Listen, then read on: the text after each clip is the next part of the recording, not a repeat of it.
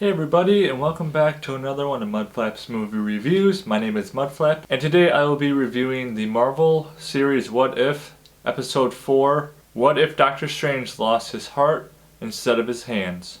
Let's get started. So this episode is directed by Brian Andrews, and it stars Benedict Cumberbatch, Benedict Wong, Tilda Swinton, Jeffrey Wright, and Rachel McAdams. So we start this episode off where Doctor Strange and Christine are going to a award dinner for Doctor Strange for him to receive an award for his work as a medical doctor. This starts out very similarly to what the movie Doctor Strange starts out, where Doctor Strange is flying down the road in his Lamborghini and he ends up getting in an accident. But this time Christine is with him and they get into an accident, but instead of Doctor Strange losing the ability to use his hands, Christine dies, and Doctor Strange has to live with Christine not being in his life. So, he keeps going on the path of becoming the Sorcerer Supreme. He uses the Eye of Agamotto to go in the past and try to fix what happened.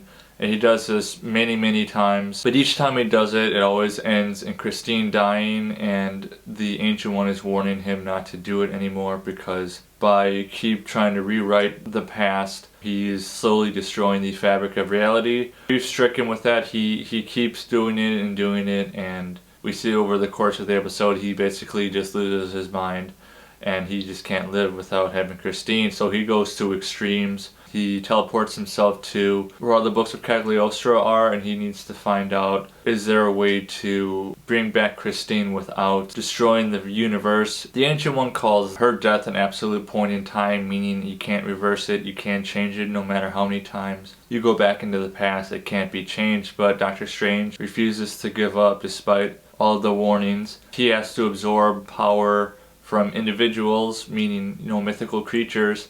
So all this effort that Doctor Strange puts into bringing back Christine just brings him more and more heartache.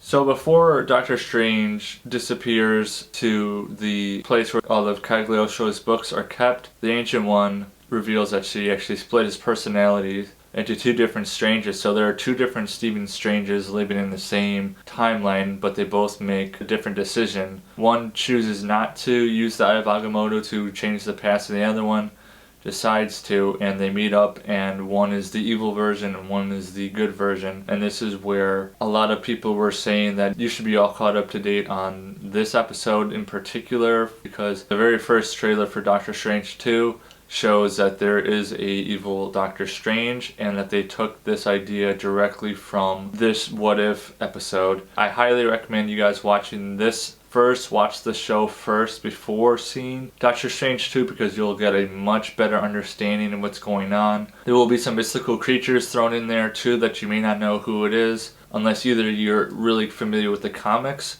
or you've seen this episode, because I have a feeling there's going to be a few mystical creatures that we've seen this What If episode that's going to be shown in Doctor Strange 2, and it's more for keeping it straight, because the multiverse is extremely confusing.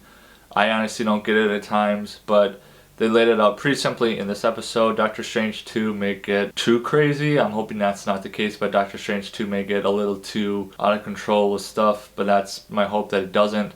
Doctor Strange 2 premieres next Friday, and you can catch it early, a couple days in IMAX as well. I'm going to opening night, and I'm super excited to go. I've just been hyping myself up. I'm going to be watching Doctor Strange sometime this week to refamiliarize myself with all the world of Doctor Strange and the world of mysticism. This episode just blew my mind. This whole show so far has just really made me think differently about the MCU and the idea of what if this happens. I'm going to give this episode 8 out of 10 Mudflaps because it just blew my mind and opened my mind to the possibilities of what could possibly happen with time travel and time manipulation and all that crazy stuff. Before you leave, if you've seen the What If series, drop in the comments below what has been your favorite episode. And as always, if you like this video, give me a thumbs up, hit that subscribe button, ring that bell, and I'll see you next time.